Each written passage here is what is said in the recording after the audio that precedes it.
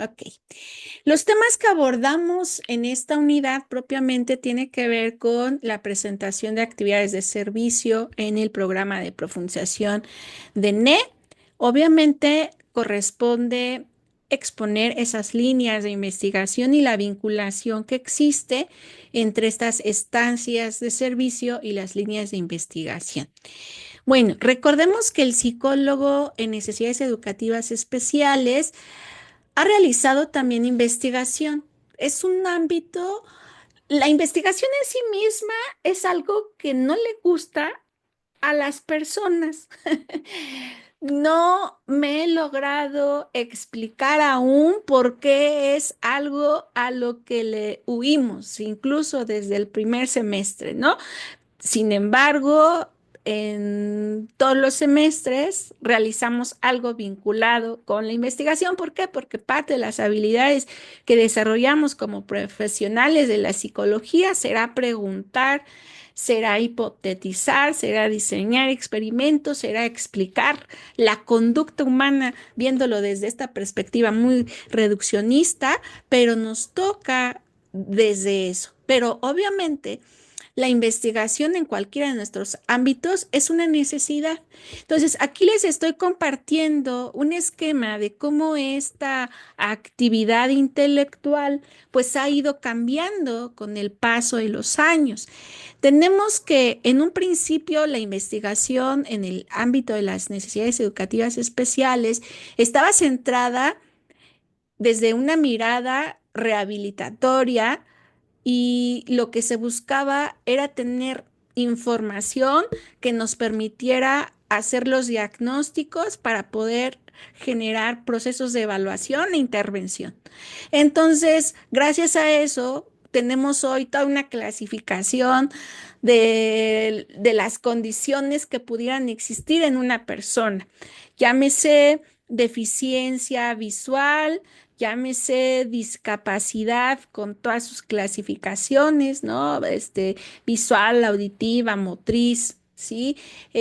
Trastorno del espectro autista, TDA, TDAH, o sea, gracias a estos trabajos de investigación podemos determinar cuáles son las causas, ¿no? ¿Cuál es la etiología propiamente que se debe de revisar para poder identificar si existe o no existe un déficit? Pero al mismo tiempo se ha podido tener información que nos permita dar cuenta de cómo se puede intervenir. Entonces, esta investigación obviamente estaba centrada desde una metodología positivista, un trabajo de campo, como les decía, centrado en el déficit y en la discapacidad, muy rehabilitatorio el asunto, pero ¿qué tenemos de eso? Pues tenemos baterías, tenemos pruebas, tenemos tests que nos permiten precisamente diagnosticar dónde puede estar el área afectada.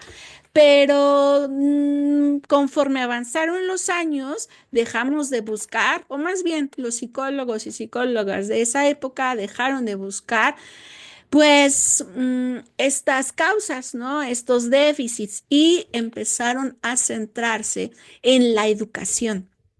Ya hay las personas. Es como decir, ya tengo el diagnóstico, ahora qué sigue. No, pues ahora sigue que las personas necesitan ser educadas, necesitan ser incluidas, necesitan ser integradas a los espacios públicos como la escuela. Entonces, pero aquí todavía continúa una percepción rehabilitatoria médica, ¿no? Donde vamos a ofrecerles servicios de apoyo para que estas personas puedan cursar la escuela, vayan a la escuela. Entonces aparecen esos servicios de educación especial, pero la investigación está centrada para ver qué necesita, cómo le apoyamos, qué vamos a hacer, ¿no? Para el trabajo de ese déficit encontrado en una batería, en una prueba. También ha cambiado. ¿Sí? Gracias a esa investigación, sí sabemos qué podemos hacer ante tales condiciones y evidentemente la investigación seguirá aportando.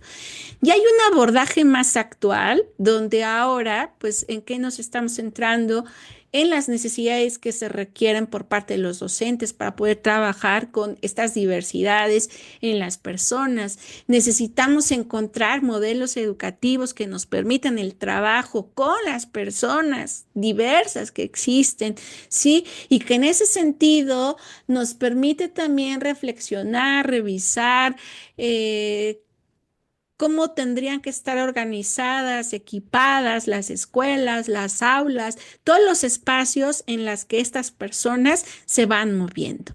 Entonces, también pudiéramos afirmar que en la investigación en necesidades educativas especiales podemos encontrarnos con dos orientaciones, como en cualquier otro ámbito de la psicología, una orientación cuantitativa, pero también una orientación de carácter cualitativo, donde nos podemos acercar con la persona directamente para preguntar, para saber qué necesita, pero no solo el individuo como tal que requiere un proceso de intervención, sino también su familia, sino también las personas con las que esta persona está conviviendo. Y entonces aquí ya vamos encaminándonos a procesos de evaluación de sus necesidades funcionales, cognitivas, académicas, pedagógicas, emocionales, es decir, ya hay una diversificación, ya no me interesa solo encontrar el déficit en su cerebro, ver qué lo provocó, sino que ahora me doy cuenta que esta persona requiere ser integrada a la escuela, al espacio laboral, a la recreación, a todas las áreas a las que tiene derecho cualquier otra persona con o sin esta condición. Entonces, hemos encontrado en estas investigaciones, pues, estrategias de intervención propiamente, que van a estar dirigidas a las dificultades de aprendizaje que podían presentar las personas. Y entonces se comienza a hablar de estos programas individualizados, programas dirigidos propiamente hacia cada individuo, donde van a participar diversos profesionales, se comienza a hablar de la adecuación curricular, los ajustes necesarios para darle atención a las personas en todos los espacios y obviamente pues esto va enriqueciendo nuestro saber. La investigación también nos ha ofrecido información acerca de si es o no es necesario el emplazamiento de un alumno, de si es o no necesario que el alumno estudie todo el currículo que está en un plan de estudios considerando sus pares, revisar incluso los horarios de atención. Por ejemplo, las personas con un trastorno del espectro autista no tendrían por qué estar durante toda la jornada escolar porque se tensan, porque les estresan, sobre todo en los primeros niveles educativos y obviamente delimitando el grado en el que se encuentra el TEA y así pudiéramos ubicar que esto lo sabemos gracias a la investigación. De hecho, Sánchez y Pola en el 96 agrupa 4 bloques de investigación.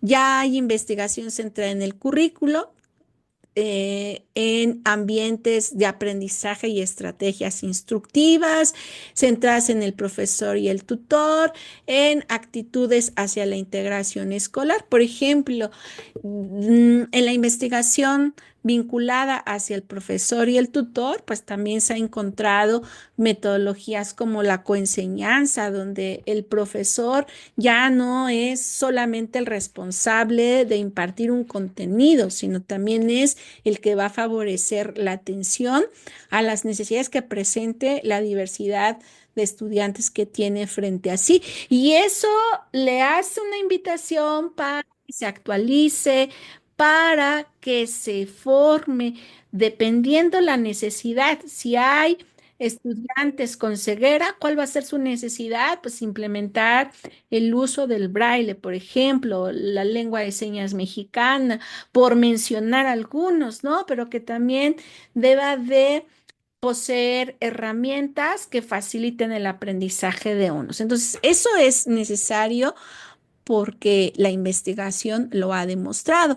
También podemos darnos cuenta que han aparecido modelos holísticos con respecto al currículo, a la organización académica, donde sentar a los niños, un niño, niña con TDA, TDAH no lo podemos sentar al lado de una ventana. ¿Por qué? Porque este niño se distrae fácilmente con cualquier estímulo, ¿sí? Entonces, ahí no. ¿Qué nos va a decir la misma investigación? Que debería estar sentado frente al profesor para que el profesor pudiera tener un mayor control.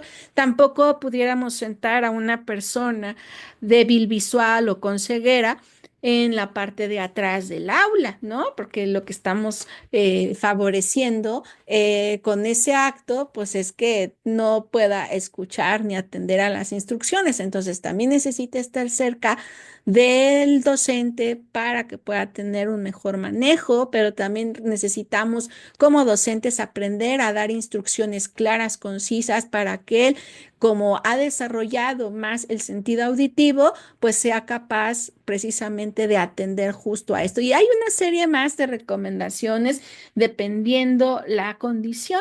¿Cómo podemos trabajar con niños Down? ¿Cómo podemos trabajar con niños, niñas con TEA y con cualquier otra? ¿Sí? Ustedes han tenido ejemplos de ello en estas estancias de servicio y es ahí donde hacemos este vínculo. Sí hay investigación que esté justificando el cómo le hablas con firmeza, pero eso no quiere decir que le estés gritando, que lo estés maltratando. No, es recordarle las instrucciones. Por ejemplo, a niños con TDA le puedes dar una instrucción y la misma literatura ha dicho que tú le debes preguntar a él lo que él está recordando de la instrucción que tú le diste. Si, por ejemplo, yo estoy diciendo en este momento, ¿saben qué? Todos lean esta diapositiva y tomen nota de lo que les parece más importante y después me lo comentan para ver si quedó claro en específico con estos niños y niñas. Yo le tendría que preguntar, dime por favor, Gelasio, ¿no? Por decir un ejemplo, ¿qué fue la instrucción que yo te dije? Y entonces Gelasio tendría que repetirme lo que él está recordando. Y eso a mí me daría cuenta de si comprendió o no comprendió la instrucción. Y si no está reteniendo la información, entonces la tendría que repetir. Pero al mismo tiempo, si estoy en un aula presencial, la tendría que escribir y posiblemente le tendría que pedir que vuelva a leer la instrucción tal como está ahí. ¿Para qué? Para que la pueda recordar. Entonces, eso lo tenemos gracias a la investigación actual.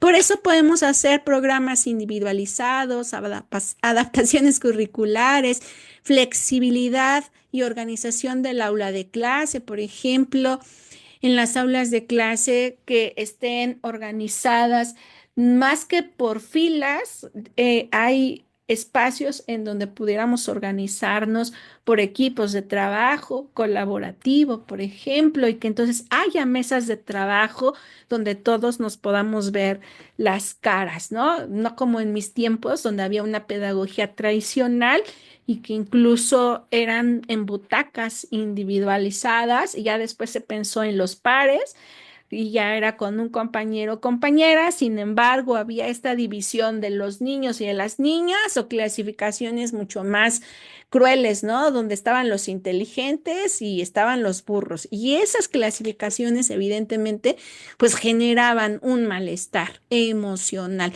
que algunos fuimos fuertes, que algunos sobrevivimos incluso a los golpes. Eso también es cierto, pero la investigación, sobre todo que se ha hecho en este campo, pues ha facilitado tener más claridad. Entonces, tenemos información de estrategias orientadas al desarrollo de habilidades, ahí llámese cognitivas, comunicativas, emocionales, sociales, todo tipo de habilidades están ahí, gracias a la literatura ya existente, técnicas de aprendizaje, dinámicas de grupo, todo lo que nos facilita el trabajo con los otros seres humanos. Evidentemente, la tecnología es una aliada, es algo que nos está apoyando muchísimo y sabemos que existen ya aplicaciones para apoyar a niños con TEA, por ejemplo, y que facilite el lenguaje y así pudiéramos revisar seguramente aplicaciones, plataformas que pueden ayudar en el trabajo de las condiciones que están presentando las personas con alguna condición integrada desde el ASNE. También eso ha favorecido el que se hagan análisis de las barreras arquitectónicas. Actualmente ya podemos hablar de los diseños universales, ¿no? No sé si a ustedes les tocó. Yo creo que sí. Y si son de la Ciudad de México, el Estado de México, recuerdan, bueno, porque me ha tocado ver que actualmente ya los puentes peatonales se volvieron inservibles. Pero hay estos puentes peatonales que evidentemente están con escaleras, ¿no? O sea, son escaleras.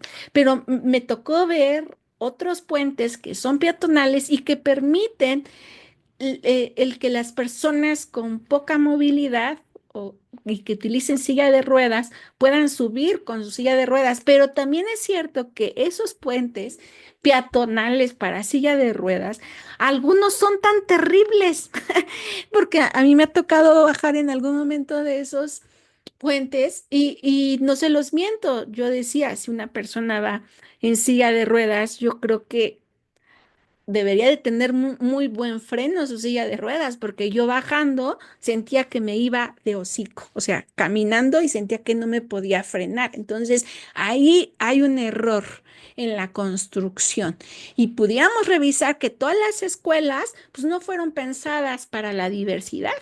Las escuelas no tienen espacios áulicos para todos los niños, niñas, personas que puedan existir.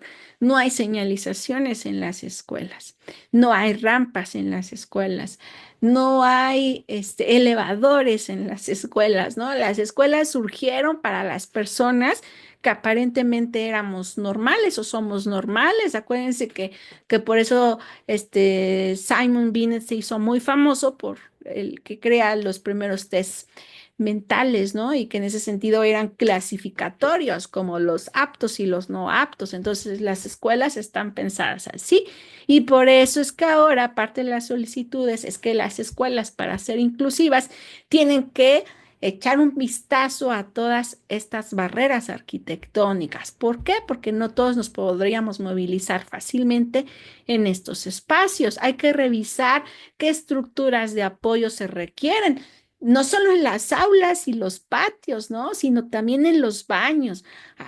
Si tenemos una persona con silla de ruedas, sí puede entrar al baño, tiene un ajuste necesario. Esa escuela con respecto a los lavabos, alcanzan las personas en silla de ruedas a lavarse sus manitas o personas de baja estatura. Bueno, tenemos que pensar en todas y todos. Y pues como les he comentado, pues esto es gracias a que existe la investigación. La universidad también le ha prestado atención a los temas de discapacidad, pero también es cierto que hay que reflexionar que no había una política pública ni se ha contado con un presupuesto del gobierno federal para favorecer la inclusión, a excepción de lo que pudiéramos decir que hizo el sexenio pasado, porque no me dejarán mentir, donde encontramos que había becas para personas con discapacidad. Y también ya nos podemos dar cuenta que hay eventos donde a las personas con discapacidad se les empieza a visibilizar. ¿En qué sentido? En el que si hablamos de Juegos Olímpicos, también las personas con discapacidad participan y podemos también deleitarnos y ver cómo son ganadores de medallas, ¿no? O sea, eso también es muy bueno. Estos encuentros entre las universidades también facilitan esa visibilización de las personas. El hecho también de visibilizar que tenemos docentes con discapacidad en la universidad y que estén precisamente laborando en ella, ya es abrir un marco a la inclusión. Y es muy diferente porque a mí me tocó en algún tiempo en el más o menos por el 2000, un poquito antes del 2000, que tuve una profesora con ceguera y que en ese entonces hasta le hicieron un juicio porque pensaban que era una profesora no apta para dar clases. Ella narraba incluso que la universidad no le había proporcionado materiales didácticos para que ella estudiara filosofía y letras. No había cómo leer, ¿no? No había la tecnología como la de ahora y los lectores de pantalla. No. Entonces, me acuerdo que ella estudió gracias a que su papá leía los libros y se los grababa en estos cassettes. Y cuando ella termina la carrera de filosofía y letras, le hereda todo eso a la biblioteca de la UNAM para que en un futuro personas con la misma condición pudieran tener acceso a esos libros que ella leyó y dejó en audios, ¿no? La tecnología actualmente nos hubiera facilitado muchas cosas para la maestra, pero si en ese entonces, estamos hablando de los 2000, no había estas condiciones, y a pleno inicio de siglo, 20 años después, 24 años después, nos podemos dar cuenta que hay mucho más visibilización de las personas con discapacidad, no solo en la universidad como docentes, sino nos damos cuenta de estudiantes, nos damos cuenta de que las personas están trabajando, ya es mucho más normal encontrarnos a una persona que pueda tener síndrome de Down y que nos atienda y nos dé un café, ¿no? Que nos la encontremos en un supermercado y ahora sí, casi 20 años, no, era muy raro, nos sorprendía encontrarnos a una persona así, que incluso a veces como adolescente pudieras hasta mofarte de las personas en esta condición. Sí, nos falta mucho camino para que seamos una sociedad mucho más inclusiva, pero también es cierto que se han abierto estos espacios, ¿no? Entonces, las instituciones no plantean una política integral en el abordaje de sus necesidades, ni menos la gestión de estas necesidades, pero tan solo lo que se está viviendo en la universidad actualmente y propiamente en la FESI con respecto al paro, es que estas personas puedan tener pues mayor atención a sus necesidades. Y entonces la universidad requiere ser incluyente y revisar qué está pasando en cada campus, qué está pasando con estas necesidades. Ahora yo he visto que cuando van a hacer su examen a licenciatura, se les pregunta si requieren algún apoyo. Entonces, eso habla de que sí le están prestando atención a esto. Bueno, hay este texto de Brockner y Rosales del 2016. Ustedes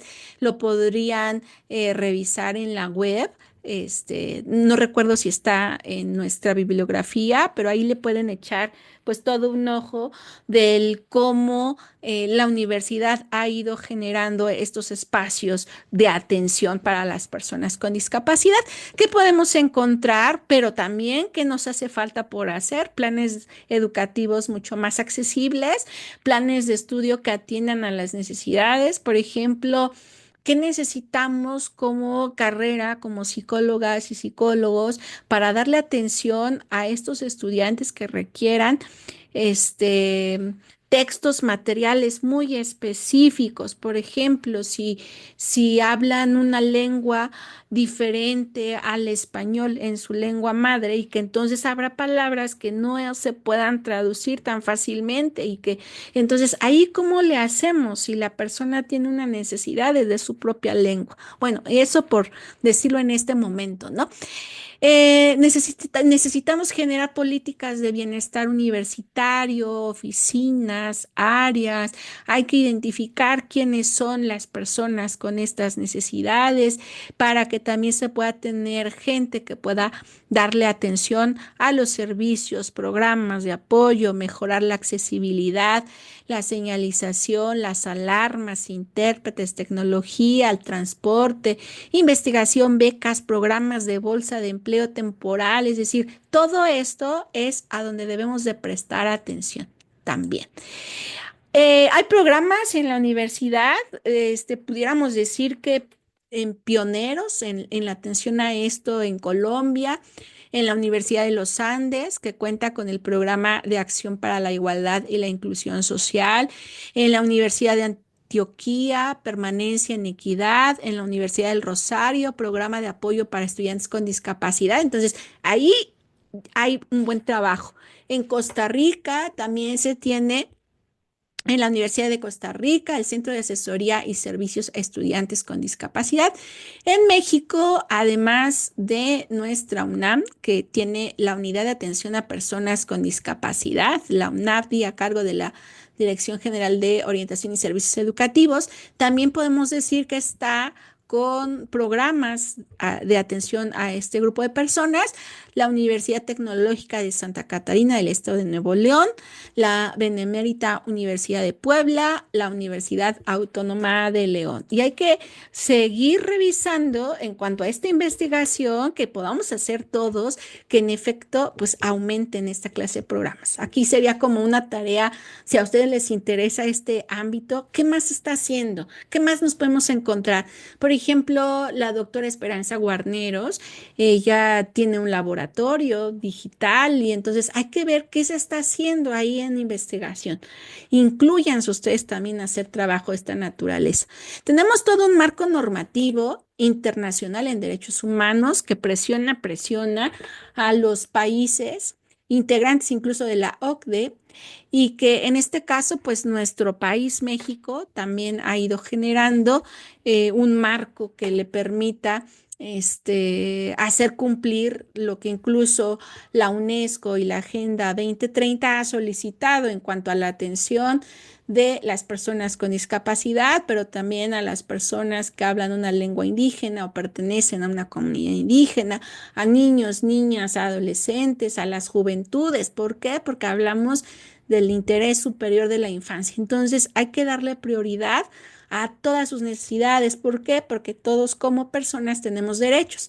¿Con qué documentos contamos en México para empezar un artículo tercero constitucional reformado y que es tan claro al decir que la educación no solo es laica, gratuita, obligatoria, sino que también es universal, es intercultural, es de excelencia, es inclusiva? Y entonces estos preceptos se agregan en el último sexenio.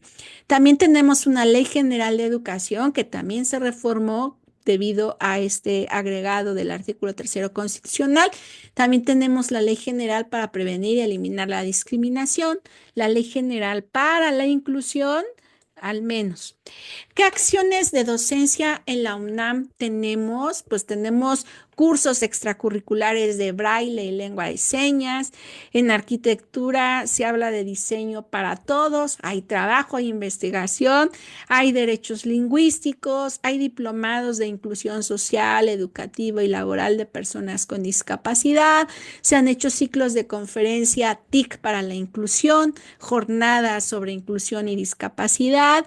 Hay una primera aula, laboratorio para personas con discapacidad, laboratorio de investigación y desarrollo de estrategias para la atención a la discapacidad, eventos culturales y deportivos. Me parece que en este periodo del semestre había un evento, o hubo un evento en relación a esta cuestión de la discapacidad y a veces pareciera que no siempre se tiene la difusión.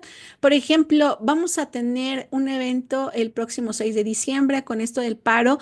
Nuestra intención era que fuera presencial. Es un evento asociado con incluso el de este año del trastorno del espectro autista, pero estábamos con la esperanza de que nos aperturaran la FESI y que en ese sentido sí se pudiera llevar a cabo, pero pues no se terminan de resolver las situaciones que hay en la FESI. Entonces, lo más seguro es que haya un evento que sea en línea, pero saben que de pronto, como les decía hace rato, mirar hacia este lado no siempre es tan fácil. La gente no es que le huya, sino que pareciera que justo las personas con discapacidad, las personas con alguna condición de esta naturaleza, todavía no terminan de ser normalizadas. Y entonces, si hacemos un evento pensando en lo que se requiere hacer en ese trabajo, tampoco somos visibilizados, tampoco se nos hace caso ni se nos da mucha atención, así como se les da a otros eventos, como de clínica, como de salud, ¿no? Entonces ahí también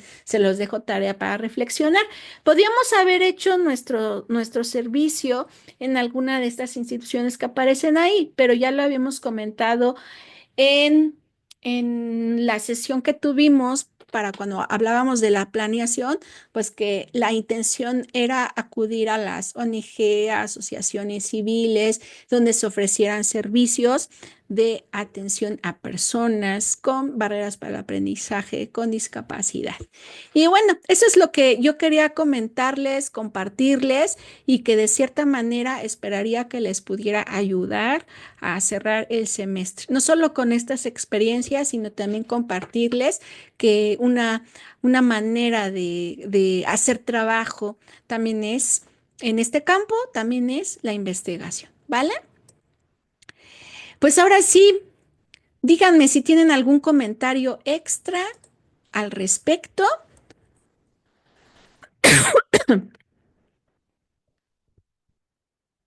¿No? Entonces, ok, José, adelante. Sí, maestra, solo primero para agradecerle pues la oportunidad del semestre y también bueno, mencionar el tema que tal vez me gustaría preguntarle. Qué tan necesario es que el psicólogo, en especial el que se dedica a necesidad educativa especial, necesita supervisión o acompañamiento de otro psicólogo para poder, pues mantener su nivel, pues ahora sí que su capacidad y sobre todo su emoción, o sea, ser estable? ¿Cómo se logra eso? Todos los psicólogos en el ámbito en el que nos desenvolvamos, sobre todo cuando vamos empezando, sí requerimos ser supervisados.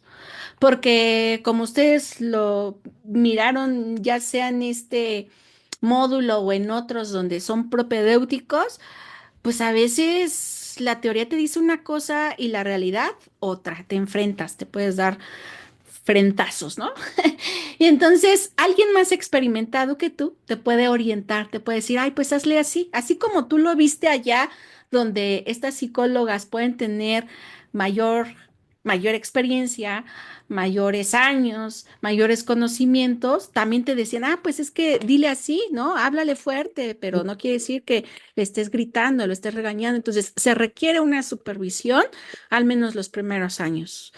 Al menos en nuestra formación, y ustedes tendrán estos módulos de supervisión, requerimos ser supervisados, eso será siempre importante. Pero, Muchas gracias, muchas gracias. pero ahora va otra cosa bien importante. En cualquiera de los ámbitos que tú quieras, José, también necesitas cuidarte, porque de pronto dices, ¿cómo voy a estar bien yo? Pues es que ahora sí que nuestra obligación es cuidarnos, autocuidarnos. Está muy presente la psicohigiene. Y eso implica que yo, por ejemplo, Oralia, me dé cuenta cuántas horas estoy trabajando para empezar, ¿no? Cuántas horas estoy frente a la computadora, porque yo, Oralia, sé que tiene un perjuicio en mis ojos estar frente a una pantalla, ¿no? Entonces, a ver, Oralia, ¿qué tienes que hacer para cuidar tus ojos? Pero no solo son tus ojos, también implica el que estás sentada y entonces recuerda revisar tu postura o levantarte de vez en cuando. ¿Por qué? Porque si no, el cansancio se puede acumular y después se genera estrés y entonces después te va a doler el cuello, después te van a doler los hombros y después te puede doler la cabeza, porque recordemos que esto pues se va a ir acumulando y puede generar agotamiento y en consecuencia estrés. Entonces, autocuídate. Y en el ámbito en el que tú quieras, porque eso también implica alimentarte bien, tomar agua, dormir bien, hacer ejercicio, practicar un hobby. Todo eso implica autocuidado. Y no solo en este ámbito de las NE. Yo, por ejemplo, que soy clínica también, que incluso tengo el proyecto de atención al suicidio que se llama ICSTAF. Imagínense que de pronto estés trabajando con personas que te van a hablar de sus problemas, que se pueden poner a llorar, que, que de pronto hasta te podrían dar ganas de abrazarlos y decirles todo va a estar bien, pero eso implica que tú también estés bien, que tú también hagas una revisión de cómo está tu salud mental. No podemos atender a una persona si tú no estás bien. No puedes darle la mejor atención y el mejor servicio si tú te sientes mal. Entonces, primero, sí, sí tienes un compromiso ético, profesional con el otro, pero tienes también un compromiso moral contigo. Entonces, ahí también se los dejo de tarea. ¿Queremos ser psicólogas y psicólogos? Sí, y qué padre, pero también en esa responsabilidad, considerando al otro, les pediría que también nos cuidemos, nos apapachemos.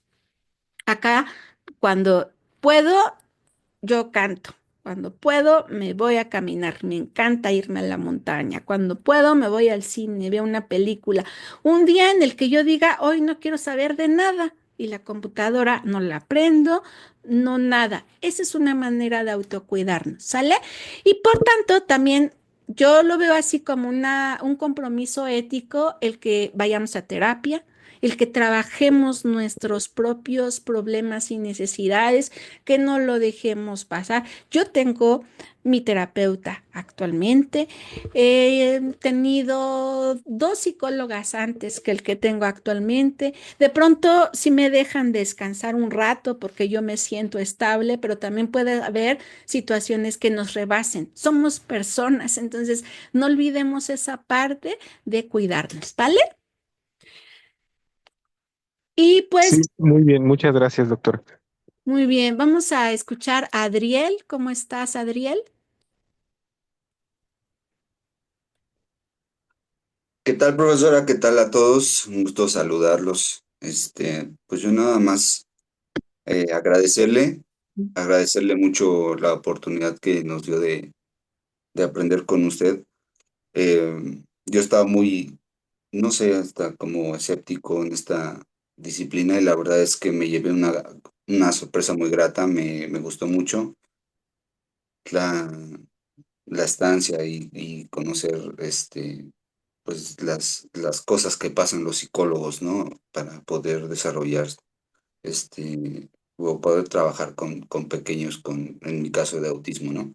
Y solamente eso, profesora, muchas gracias por, por enseñarnos y por exigirnos también, ¿no? De alguna manera. Y pues muchas gracias. Pues muchas gracias, Adriel, por compartirnos esto que dices. Y pues sí, la intención de todo esto es que nos lleváramos algo, por muy pequeño que sea. Es un acercamiento a la práctica profesional y si a ustedes les sirve, pues eso es muy bonito, porque es el trabajo que ustedes hicieron, ¿va? La grabación va a quedar en su aula, en donde dice avisos, ahí prometo que se los voy a subir. Avisos, ahí tiene que aparecer la clase, ¿va? Con todo gusto, Gelacio. Y Leslie, te escuchamos. Buenas noches, doctora, compañeros. Bueno, pues realmente igual como el compañero también quiero agradecerle, doctora, porque pues sí aprendí muchísimas cosas, me quité muchas estigmas, muchos tabúes que tenía sobre los temas, porque para mí sí es muy extenso todos estos temas y sobre todo porque yo fui a una estancia igual con niños autistas, pero no nada más son autistas, sino a veces llegan a tener más de un problema también psiquiátrico. Y bueno, sí se pone el ambiente un poco tenso porque pues hay algunos pequeños que tienen algunas crisis muy fuertes y bueno, sí me tocó ver uno que otro caso.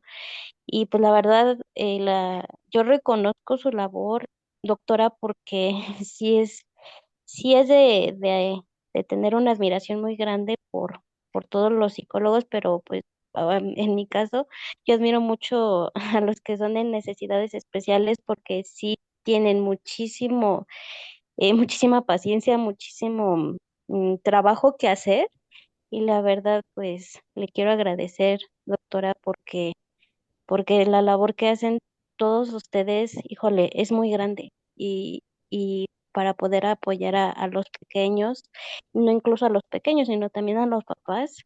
Yo admiro mucho, de verdad, los admiro mucho. Y también aprovecho para comentarle o para preguntarle si me podría quedar hablando a solas con usted para comentarle otras situaciones. Muy bien, Leslie, sí, sin ningún problema. Ok, ¿Vale? bueno, sí, muchas Vale. gracias. Gracias a ti y esperemos que lo que continuamos del semestre y de los próximos semestres también sean muy satisfactorios. Y pues espero que sí haya sido así, Jimena, Carla, y por acá también nos comenta Nora, que se hayan llevado una experiencia enriquecedora. Les quisiera prometer que mañana termino de revisar sus actividades, pero no lo sé. Nos están avisando ahorita que va a haber mantenimiento, entonces no sé qué onda con la plataforma, si va a estar cerrada. Mañana tengo examen profesional de una de mis alumnas, entonces estaremos viendo que prometo yo revisarles lo más pronto posible su foro, ¿va? Pues les agradezco muchísimo también el compromiso que ustedes mostraron porque los módulos y las actividades de enseñanza no se cumplen si no hay las dos partes. Entonces, agradezco que ustedes se comprometieron con la estancia, que estuvieron trabajando, que hicieron los cambios, las correcciones. Entonces, pues eso es lo más importante, que se dejen ustedes guiar por el maestro en turno con el que se encuentran, ¿vale? Muchísimas gracias. Ah, qué bueno, Liliana, eso es padrísimo. Y todavía lo que te falta aprender a lo largo de la carrera, ¿vale? Ser psicóloga nos hace pensar en ser mejores personas, ser mejores mamás, ser mejores maestras, ser mejores esposas, ser mejores en todo. Eso es lo que yo les puedo decir, ¿vale? Cuídense mucho, les agradezco y sí, nos vemos si se puede pronto, ¿va? Y prometo subir la grabación a la plataforma. Cuídense mucho, bonita noche, descansen también, por favor. Gracias, doctora.